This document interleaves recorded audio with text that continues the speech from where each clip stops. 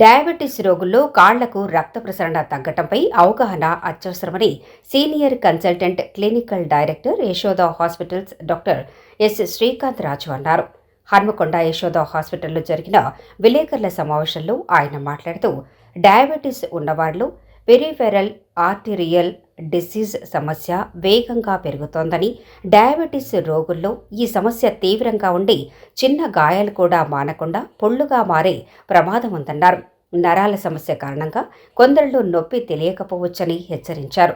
నడిచేటప్పుడు కాళ్లల్లో నొప్పి, కాళ్లు త్వరగా అలసిపోవటం, పాదాలు చల్లగా ఉండటం, మారని గాయాలు, వేళ్లు నడలబడటం వంటి లక్షణాలు కనిపిస్తే వెంటనే వైద్యులను సంప్రదించాలని సూచించారు. సకాలంలో కాళ్ల రక్తపోటు పరీక్ష, డాప్లర్ స్కాన్ వంటి పరీక్షలు చేయించుకోవటం ద్వారా సమస్యను ముందే గుర్తించి చికిత్స చేయవచ్చన్నారు. డయాబెటీస్ రోగులు రక్త చక్కెరను కట్టుదిట్టంగా నియంత్రించుకోవాలని, పొగ తాగటం పూర్తిగా మానాలని, అవసరమైతే మందులు లేదా యాంజియోప్లాస్టీ వంటి చికిత్సలు అందుబాటులో ఉన్నాయన్నారు. ప్రతిరోజు పాదాలను పరిశీలించడం, గాయాలను నిర్లక్ష్యం చేయకుండా వెంటనే వైద్య సలహా తీసుకోవటం చాలా ముఖ్యమని చెప్పారు. ముందస్తు అవగాహన, సకాలంలో చికిత్సతో కాలు కోల్పోయే ప్రమాదాన్ని పూర్తిగా నివారించవచ్చని డాక్టర్ శ్రీకాంత్ రాజు స్పష్టం చేశారు.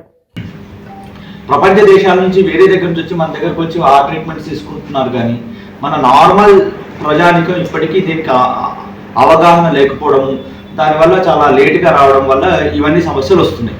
ఇలాంటి పేషెంట్స్ మా దగ్గరికి వచ్చినప్పుడు మేము సిటీ స్కాన్ చేసుకొని, యాంజియోగ్రామ్ చేసుకొని వాళ్ళకు బ్లాకేజెస్ ఎక్కడున్నాయి అంటే రక్తనాళాల్లో బ్లాకేజెస్ ఎక్కడ ఏర్పడ్డాయి అనేది మనం చూసుకొని, ఎలాగైతే మనం హార్ట్కి బైపాస్ చేస్తామో, ఎలాగైతే హార్ట్లో మనం స్టంట్స్ పెడతామో, అదేవిధంగా కాళ్ళలో కూడా బైపాస్ చేసే అవకాశం ఉంటుంది. అదేవిధంగా మనం యాంజియోప్లాస్టీ చేసి, బెలూన్ యాంజియోప్లాస్టీ చేసి స్టంట్ కూడా పెట్టే అవకాశం ఉంటుంది.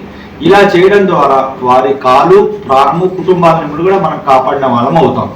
సో ఇది రావడానికి మెయిన్ సమస్య ఏంటి అంటే, ఎలాగైతే హార్ట్లో మనకు పేషెంట్స్కి ఎవరికైతే మనకు సిగరెట్ స్మోకింగ్ అలవాటు ఉంటుందో, టొబాకో చూయింగ్ అలవాటు ఉంటుందో, అదే మాదిరి వారికి ఎవరికైతే షుగర్ అన్కంట్రోల్గా ఉంటుందో, ఒబిసిటీ అంటే ఉదరకాయం ఎక్కువగా ఉంటుందో, ఎవరైతే సెడెంటరీ లైఫ్ స్టైల్ని ఎక్కువ పాటిస్తారో అలాంటి వ్యక్తుల్లోనే ఈ పెరిఫెరల్ ఆర్టీరియల్ డిసీజ్ అనే సమస్య కూడా రావడం జరుగుతుంది.